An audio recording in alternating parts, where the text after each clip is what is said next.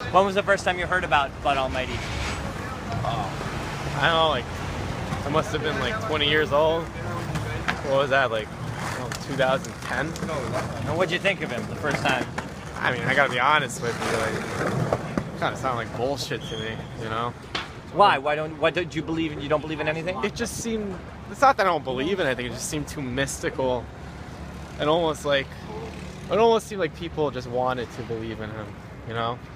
You sound like a cynic yourself. Well, you know, I was, I guess, you know? I guess you could consider me a convert. But what changed you? I mean, what was the experience that made it different? I had this job which I really hated. I was a doorman at this building, at this luxury high-rise, and I just hated the job. There's nothing I liked about it. I was standing around all day. Everybody was bickering, trying to get each other fired. And one time I was standing at the door, and I saw this truck pass by, and it was for this electronics company that does service. And I actually know someone who works at that company, and there was talk about me getting a job there previously, but I hadn't heard back at that point in like 6 months, so I had given up. And I saw that truck pass right down 6th Avenue, like right in front of the building. And I was like, oh shit, you know, like I wish that was me. I would give anything to be in that person's shoes right now, you know? Of course, that didn't help my situation. I got more depressed. And my friend convinced me to go see Bud Almighty. He came right up to me. Like, out of everybody you could have chosen, he chose me.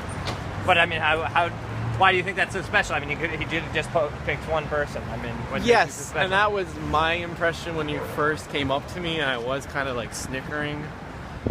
But he brought up the van, like the work van. He knew about the van? That I saw, yeah. Like, Is there any way you could have known about that before? no, and you know what? At first I thought it might have been my buddy.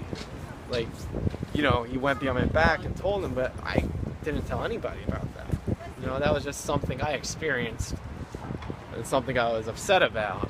So what did he do then? He came up to me and told me that I should focus and I should put all my energy into reaching my goals. And that one day, if I want the van, I'll have the van. And you know, of course, it's not the van that I want, it was the job that I want.